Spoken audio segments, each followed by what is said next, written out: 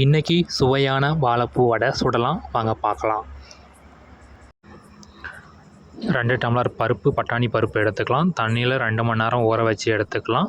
நல்லா பருப்பு 2 மணி நேரம் ஊறின பிறகு தண்ணி நல்லா வடிச்சிட்டு கிரைண்டரில் போட்டு ஆட்டிக்கலாம். அதற்கு தேவையான பொருள்னு பார்த்தோம்னா உப்பு, மிளகாய், கருவேப்பிலை, ஜீரகம், இஞ்சி இதெல்லாம் முதல்ல போட்டு நல்லா ஆட்டின பிறகு ஊற வச்ச பருப்பை கிரைண்டரில் போட்டு ஆட்டிக்கலாம். பருப்பு ரொம்பவும் அரைக்கக்கூடாது, ஓரளவுக்கு ஆட்டி எடுத்தால் போதும்.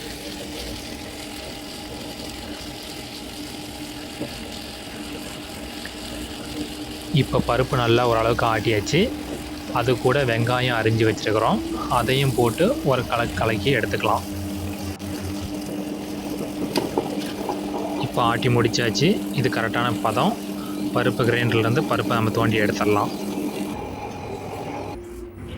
இப்போ இந்த வாழைப்பூ ஆட்டின பருப்பில் நம்ம கலந்துக்கலாம். வாழைப்பூ, பட்டாணி பருப்பு கொஞ்சம், கொத்தமல்லி இலைகள் கொஞ்சம் போட்டு நல்லா பிசைஞ்சு எடுத்துக்கிறோம்.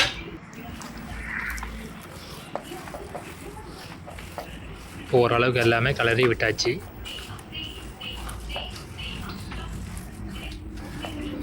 இப்போ நம்ம அடுப்பை பற்ற வச்சுட்டு வடை சட்டியை காயிட்டுன்னு எண்ணெய் ஊற்றிடலாம். எண்ணெய் ஓரளவுக்கு நல்லா காஞ்சிருச்சு. காஞ்சோன்னே நாம் முதல்ல சின்னதாக ஒரு வடை போட்டு பார்க்கலாம். அது நல்லா வெந்துருச்சுன்னா மற்ற வடையெல்லாம் போட்டுடலாம். எண்ணெய் நல்லா காஞ்சிருச்சு, எண்ணெய் நல்லா கொதிக்குது. இப்போ நம்ம எல்லா பருப்பும் எடுத்து தட்டி போட்டுடலாம் எண்ணெயில்.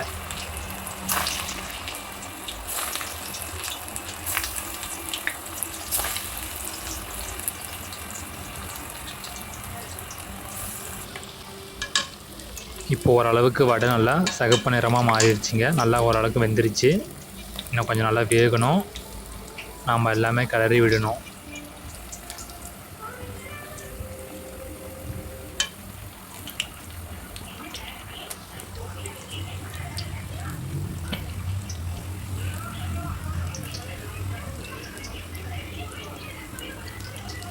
இப்போ நல்லா ஓரளவுக்கு நல்லா வெந்துருச்சு வடையை. நாம் இப்போ வடையை எடுத்துடலாம். இப்போ நல்லா வாழைப்பூ வடை வெந்துருச்சு. இப்போ நம்ம எண்ணெயிலேருந்து எல்லாமே அரித்து வெளியே எடுத்துடலாம். இன்னும் மீதி இருக்கிற வடை எல்லாமே எண்ணெயில் போட்டு நம்ம எடுத்துடலாம்.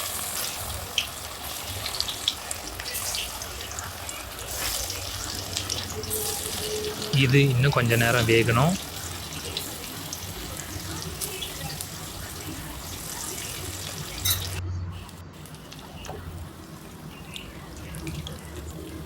நல்லா கிளறி விடணும்.